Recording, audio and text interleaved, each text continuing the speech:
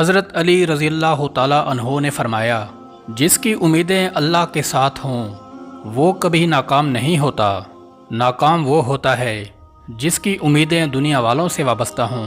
اچھا دوست ہاتھ اور آنکھ کی مانند ہوتا ہے۔ جب ہاتھ کو درد ہوتی ہے تو آنکھ روتی ہے، اور جب آنکھ روتی ہے تو ہاتھ آنسو صاف کرتا ہے۔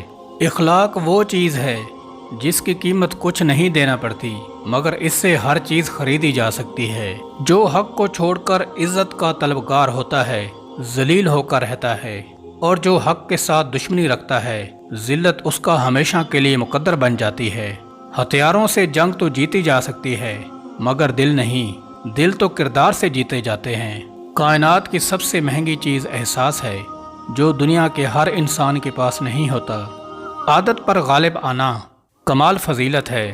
عقل مند کی عادت ہے کہ وہ ضرورت یا دلیل کے بغیر بات نہیں کرتا۔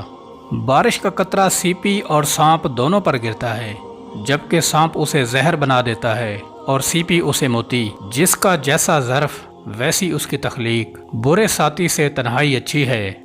جس انسان کو غصہ زیادہ آتا ہے وہ انسان پیار بھی اتنا ہی زیادہ کرتا ہے اور اتنا ہی دل صاف رکھتا ہے۔ جب تمہارے دل میں کسی کے لیے نفرت پیدا ہونے لگے تو فوراً اس کی اچھائی کو یاد کرو۔ جب تم دنیا کی مفلسی سے تنگ آ جاؤ اور رزق کا کوئی راستہ نہ نکلے تو صدقہ دے کر اللہ سے تجارت کرو۔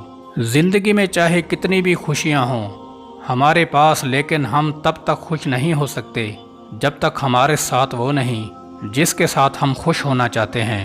معافی مانگنا یہ ظاہر نہیں کرتا کہ آپ غلط اور دوسرا صحیح ہے، بلکہ یہ ظاہر کرتا ہے کہ آپ کے رشتے کی اہمیت آپ کی انا سے بڑھ کر ہے۔ اچھے وقت سے زیادہ اچھا دوست عزیز رکھو، کیونکہ اچھا دوست برے وقت کو بھی اچھا بنا دیتا ہے۔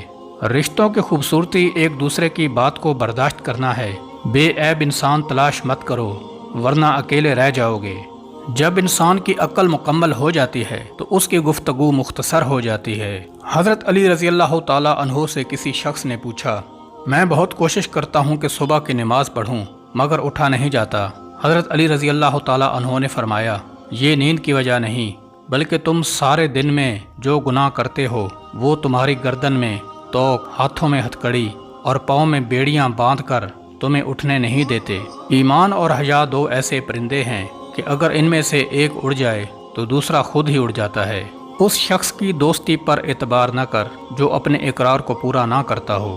یہ دنیا ایک مقررہ وقت تک رہے گی اور آخرت ہمیشہ تک۔ معاف کرنا سب سے زیادہ اسے زیب دیتا ہے جو سزا دینے پر قادر ہو۔